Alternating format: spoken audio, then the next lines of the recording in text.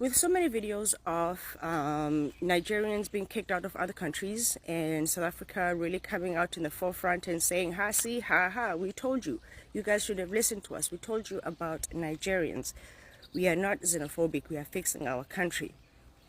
And so when you say and you see stuff like that, right, I think that there's manipulation in this conversation, and it's on purpose. This conversation is manipulated on purpose because it is deep rooted into Afrophobia. Okay, if we can understand that the media and the politicians and the government can manipulate information, at what point are we not realizing that maybe there's manipulation in xenophobia? Let me explain. When we say that South Africans are xenophobic, and then South African response is, we're not xenophobic. We're not xenophobic. You just don't understand what we're saying. You don't know what you're talking about. They are having the base level conversation. Yes, Nigerians are selling drugs in South Africa, but what we are saying to you is that there is a pipeline, there is a route, there is a system that is happening in South Africa of how these drugs, kidnapping, and all of that is happening. And when you point to the finger just at one group of people, then you are hiding the other people that you need to follow. So for instance, South Africa is both a transit point and a consumer market for illegal drugs. Major entry methods include air routes. Drugs are smuggled via commercial flights by mules, often from South America, Southeast Asia, and West Africa. Brazil, Colombia, Thailand, Pakistan, Nigeria. Again, the focus is on what? Is on Nigerians. So what do? We leave out the Brazilians and the Colombians. That's what we mean by xenophobia. If you're going to put a face on illegal immigration, put the face on everybody. Sea routes. The post and air routes, Nigerians don't control air routes in South Africa. That's number one. Sea routes. Nigerians don't control sea routes in South Africa. The ports of Durban, Cape Town, and Port Elizabeth are used to traffic drugs via shipping containers. These often come from Asia and South America, right? Not one time are we bringing up South America and what it's doing. Because what's happening is, even if you got rid of all the Nigerians, all the these countries here, all they're going to do is just replace it with another group of people. Land routes. Drugs enter from neighboring countries such as Mozambique, Zimbabwe, and Namibia, especially through informal or poorly monitored border crossings. And this is where you start getting the illegal African immigrants. You know, that's the land one. They have some control in that one. But the sea routes and the air routes, that's not Africans that own that. Another key entry point is Johannesburg's O.R. Tambo International Airport. Right? Nigerians don't own the O.R. Tambo International Airport. Durban and Cape Town ports, again, that's not a Nigerian ownership. Do Nigerians sell drugs in South Africa? Yes, they do. But are you not understanding the power that is behind them? So why is the face just Nigerians? We want everybody's face to be called out. Kruger National Park border region is known for porous borders with Mozambique. This one, yes, now we get into the level of where they could be.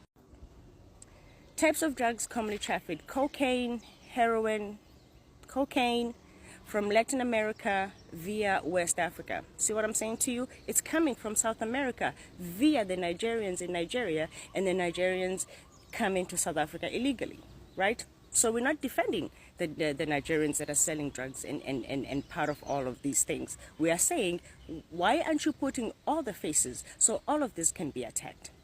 Heroin is coming from the southern route from Afghanistan via Pakistan, Iran, and East Africa. Those are not Nigerians. We need the faces of Pakistani people, Irani people, East Africans. We need their faces equally right there with Nigerians. Methamphetamine, locally produced, also smuggled from Southeast Asia. Okay? And cannabis is cannabis. It's grown everywhere. Lovely. And then now we get into gangs, right? I don't know anything about gangs, but we know the basic of gangs, because the people that you see on the street, those are just the mules, those are just the people that are being used. The main guys, the faces that you see that sell, those guys are being used. They have major people that run this whole, thing that they're doing. So local gangs and distributions in South Africa. South Africa gangs, like the Numbers Gang, Hard Livings, and Americans play a role in local distribution. There's also involvement of foreign criminal syndicates, especially from Nigeria, Pakistan, and Chinese networks. Right? So I'm going to stop there, number 4. You can read number 5, okay? So the conversation that a lot of the South Africans, the Dudula South Africans, let's get rid of Nigerians, South Africans, you guys are misleading in what you are doing. It's not people are in denial of what Nigerians are doing. We are saying that please put the face of all of them, Americans, Iranians, Pakistanis, East Asia, East Africa. Put them. Because this is why your government is not helping you. Because they are watching you fight each other on the ground while knowing damn well that they own the air routes, they own the sea routes, they own everything. All of those things. If anything, fine. We'll give it to anything that's on land and being driven by bus. But as you can see, you have heroin, cocaine that's coming from South America into Nigeria, into South Africa. So go ahead and get rid of all the Nigerians. It's not going to change anything. Up until you attack your government, you attack your home affairs. Those are all those pockets, your business people, your politicians, because that's the major problem. And they only just allow you to fight each other on the street and chase people like Chidima down. Imagine chasing Chidima down. But South America is still out here pouring their drugs into West Africa, muling Nigerians into South Africa.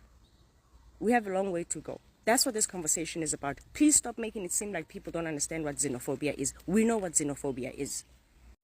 One last thing. Also, when you are reading all of these news and stuff like that, and the word, they talk about mules being trafficked. They're talking about, human beings being used to traffic all the drugs and everything. What you still don't see them do is actually tell you that there are pilots that are in it. There are people at the airports that are in it. There are people in the the ports. There are people at the ports. Again, the focus is what?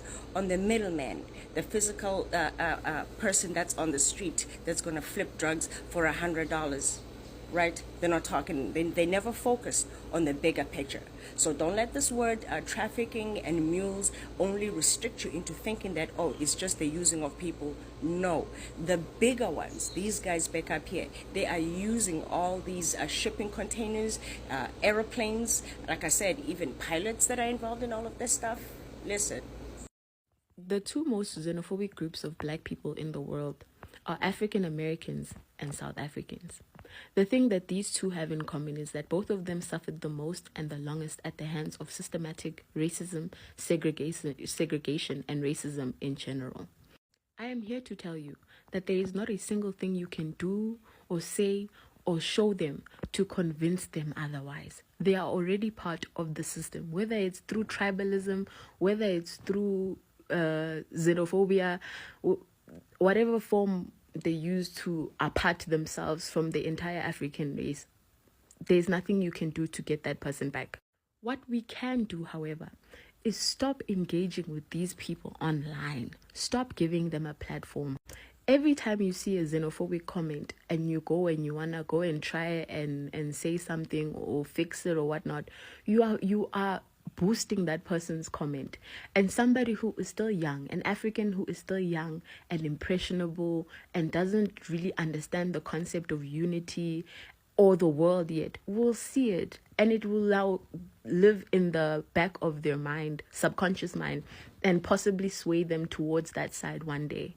The best thing for you to do when you do come across tribalist comments, xenophobic comments, is to either report it and move on, or don't say anything at all. Go and reply under a comment that boosts unification and Ubuntu. We cannot go back to save those who do not want to be saved, but we can assist in stopping them from spreading the hate into the future. Those who know that black people's power lies in togetherness know, and we have our plans. We know what is the way forward. Let starve those people so their movement can die. Do you understand? That's all I came to say.